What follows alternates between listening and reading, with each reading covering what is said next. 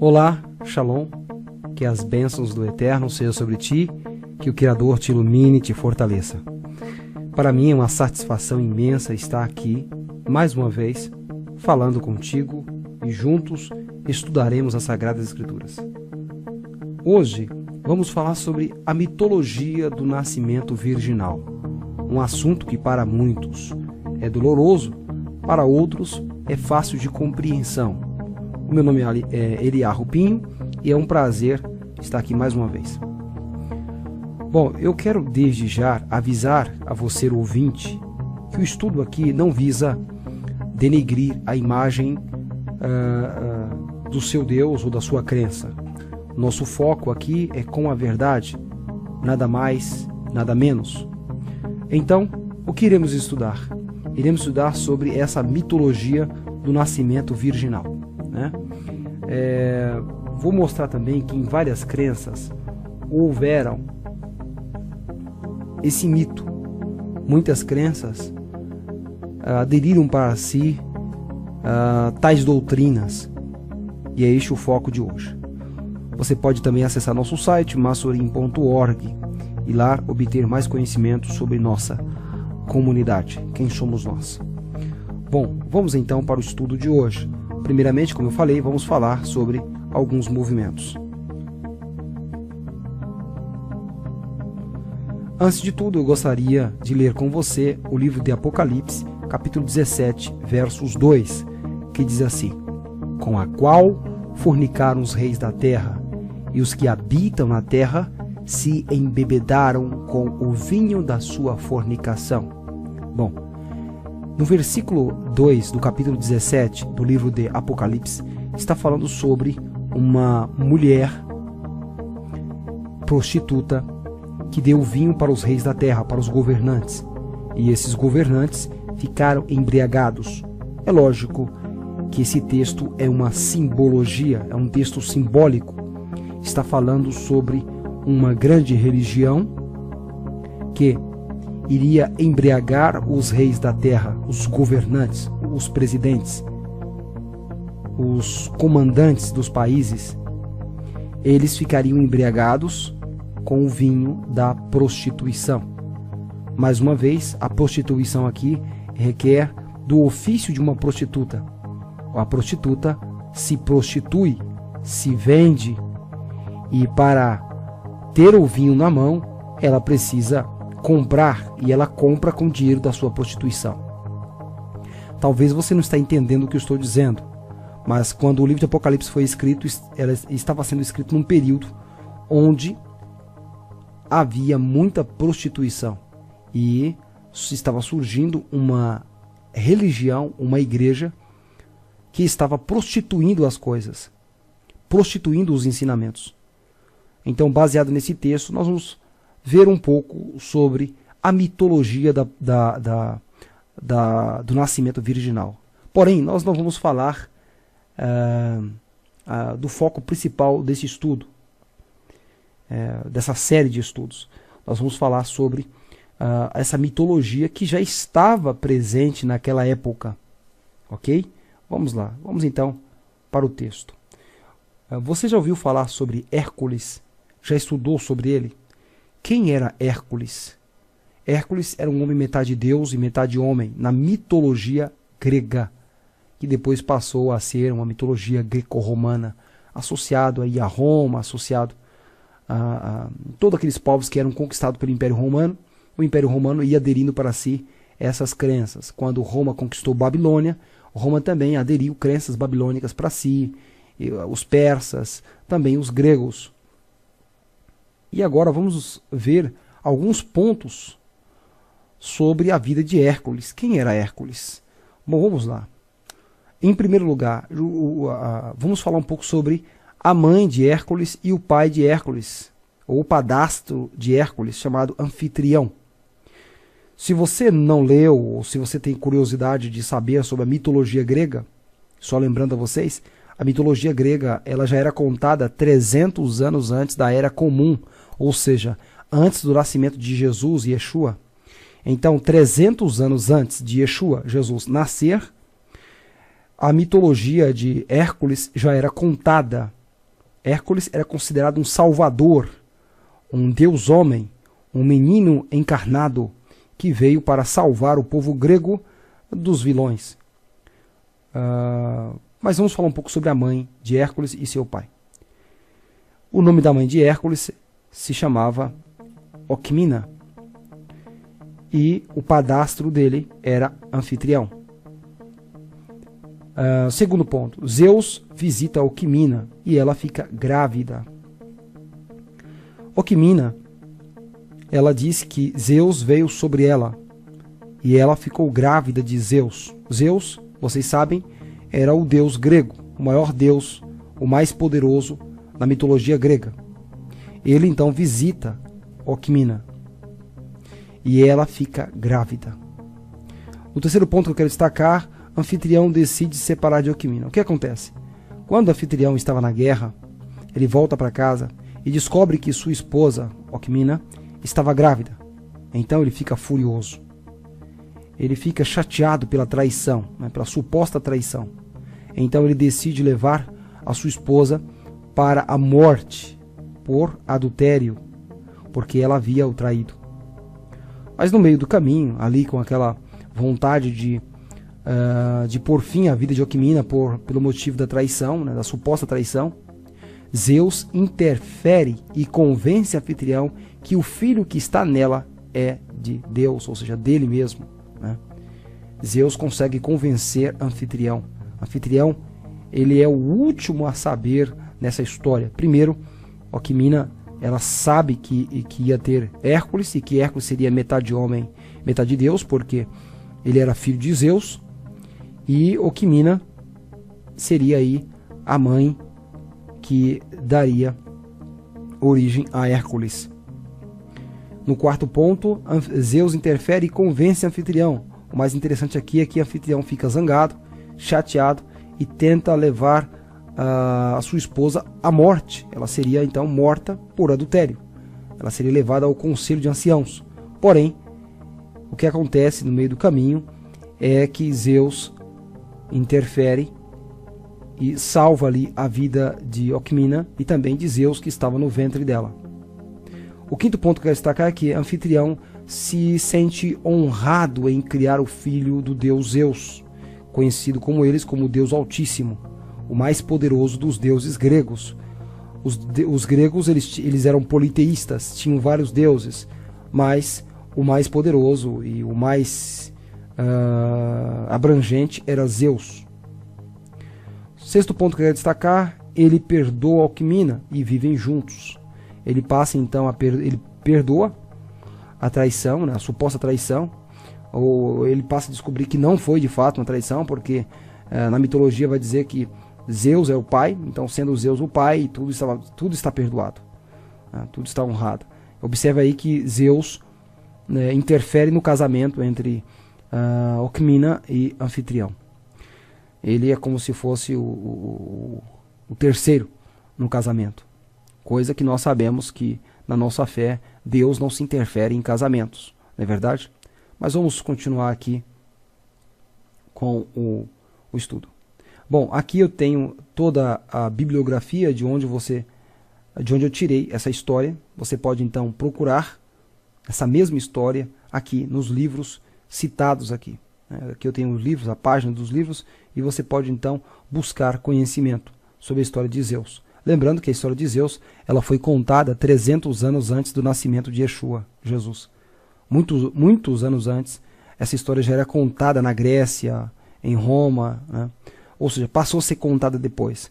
Observe bem que, vamos supor, 200 anos depois de Yeshua, já tinha 500 anos que essa história era difundida no mundo romano, no mundo greco-romano, Grécia e Roma, e todo o Ocidente, o Oriente, tinha um conhecimento dessa história de Hércules. Hércules, que tinha natureza divina, ele era metade homem, metade Deus, 100% homem, 100% Deus. Vamos continuar. Eu também quero contar a vocês o nascimento de Krishna, no ano 3102 antes da Era Comum, ou seja, Krishna nasceu, segundo o mito, 3.102 anos antes do nascimento de Yeshua. Antes de Yeshua surgir no mundo, Yeshua Jesus, a história de Krishna já era contada. Vamos falar um pouco sobre Krishna. Um ponto que eu quero destacar aqui é que nasce sem a necessidade de sexo. Krishna nasce sem a necessidade de uma união entre homem e mulher. De acordo com a Bhagavata Purana, Krishna nasceu sem uma união sexual, mas pela transmissão mental. Foi através da transmissão mental que Krishna ele se encarna. A transmissão mental divina da mente de Vasudeva no ventre de Devaki, a mãe de Krishna. Outro ponto que eu quero destacar, ele é encarnado. A ideia deles é que Krishna era um ser encarnado.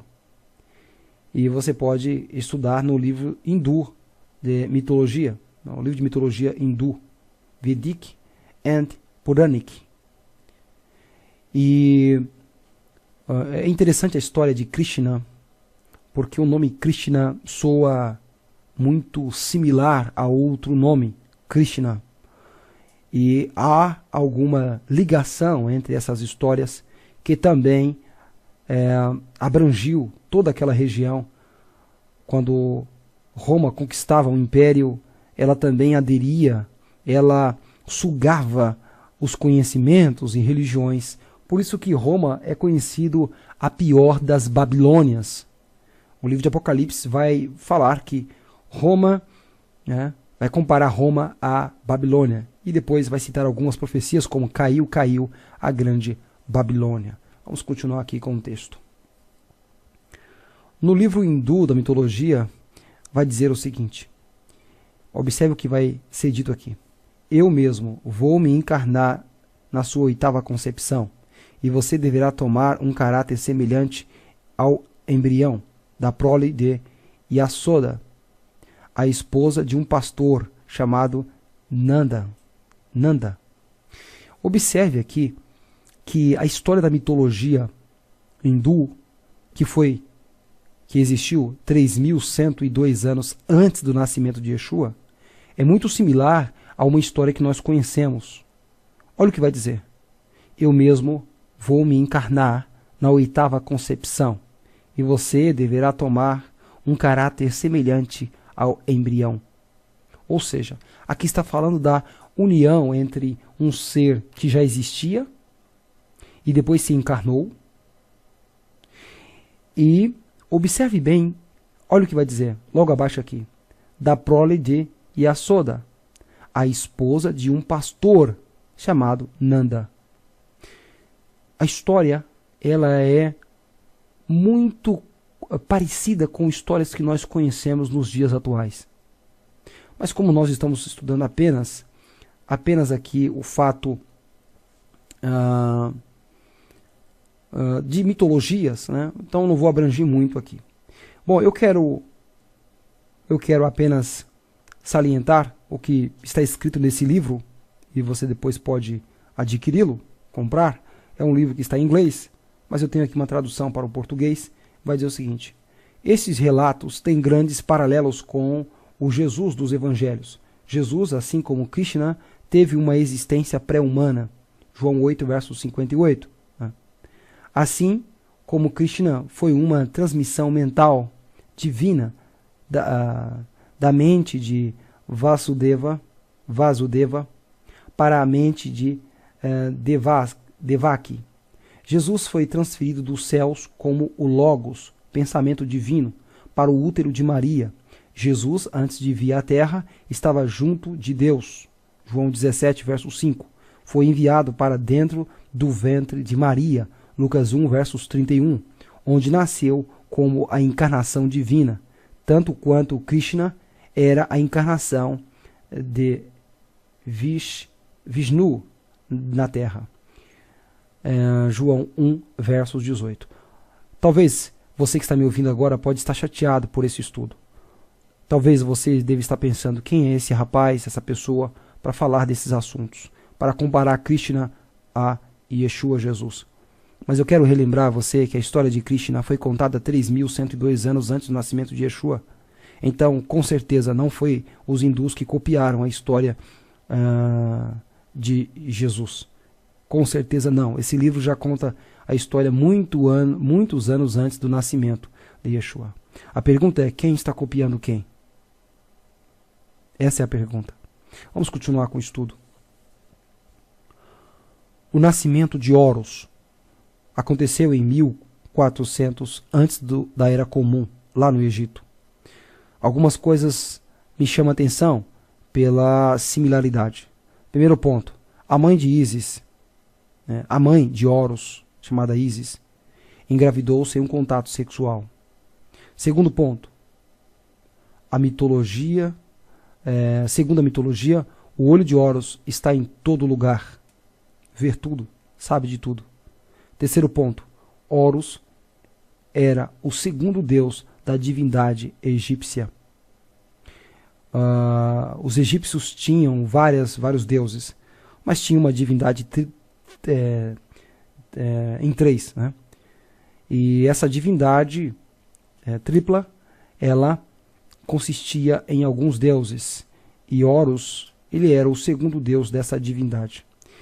Eu também coloquei aqui algumas anotações, por exemplo, alguns livros que você pode consultar, no qual eu consultei, e você pode então buscar essas informações para obter conhecimento. A questão é que esses relatos históricos, eles são datados do ano 1400 antes do nascimento de Yeshua.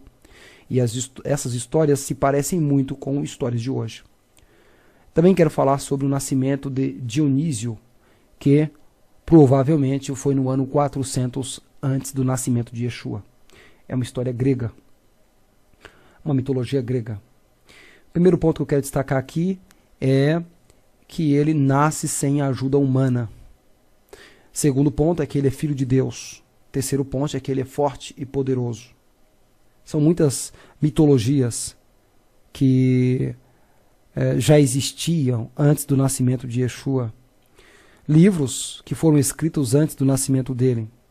E para alguns que dizem que Satanás queria imitar a história de Yeshua Jesus, quero salientar que Satanás, ou o diabo como muitos chamam, ele não conhece o futuro, não sabe o que vai acontecer. Ele não sabe de coisa alguma, tá? E não adianta dar poder a Satanás só por causa desses acontecimentos, porque ele não tem poder disso, tá bom? E além disso, com certeza, tais mitos já estavam na cabeça de muita gente. Muitos gregos já tinham isso na cabeça. Eles eram familiarizados com a mitologia do nascimento virginal, porque muitos consideravam o sexo um pecado. O ato sexual era uma coisa vergonhosa, uma coisa que não se contava nas salas de aulas, não se contava em canto algum, porque muitos consideravam o ato profano. Por se considerar o ato profano, um deus ou um semideus não poderia nascer de um ato pecaminoso. Daí, muitos tentaram esconder, muitos colocaram na história dos seus deuses a ideia de que eles não nasceram com a ajuda do sexo, mas com a ajuda divina. Metade homem, metade Deus, natureza divina, 100% homem, 100% Deus. Eu quero te convidar para continuar com os estudos, para continuar aqui. Esse é só o primeiro vídeo de uma pequena série com 3 estudos. Talvez eu penso em abranger mais, crescer os estudos, mas por enquanto, para poder não fazer uma série e não terminar, eu vou fazer apenas uma série com 3 estudos. Sincretismo religioso. Entre o 1º século e o 3º século, foi desenvolvida a mitologia do nascimento virginal de Cristo, o Deus do cristianismo. É forte para você que está ouvindo? Talvez muitos queiram agora desligar o vídeo do YouTube e deixar de assistir. Para muitos isso é forte, mas foi nesse período que essa mitologia foi desenvolvida. No 4º século, 4 séculos para a criação e fortalecimento do cristianismo. Foi nesse período em que muitas pessoas foram mortas, foi nesse período que houve o concílio de Nicéia, foi em todo esse período de 4 séculos em que a verdade foi lançada por terra. não só a verdade sobre Yeshua, no qual nós acreditamos, mas também a Torá foi lançada por terra. Roma dominou, pisou, subjugou. A grande Babilônia foi vitoriosa em seus feitos. Lamentavelmente, escritos poderosos foram destruídos e nunca mais teremos esses escritos em nosso meio, porque Roma cuidou de destruí-los. Não só destruindo os escritos, mas também matou muitos seguidores de Yeshua, aqueles que guardavam os mandamentos, tinham a fé de Yeshua, professavam a fé verdadeira. Eles foram mortos, pisados, humilhados e perseguidos. Apresento a você a nossa congregação abraâmica dos Massurim, e eu digo que o Rav Yeshua nasceu de forma natural, de um relacionamento com Miriam e Yosef, para se cumprir as profecias. Eu me despeço de você, dizendo que nós acreditamos sim em Yeshua, Jesus. Acreditamos que Ele veio trazer redenção ao mundo, veio trazer ensinamentos belíssimos, palavras que nos levam à verdade. Mas nós, escutem, não beberemos do vinho da prostituição. Você vai beber do vinho da prostituição de Roma ou vai sair? Louvado seja o Eterno por sua vida e por sua decisão. Se sua decisão foi ao lado da verdade, se inscreva em nosso canal.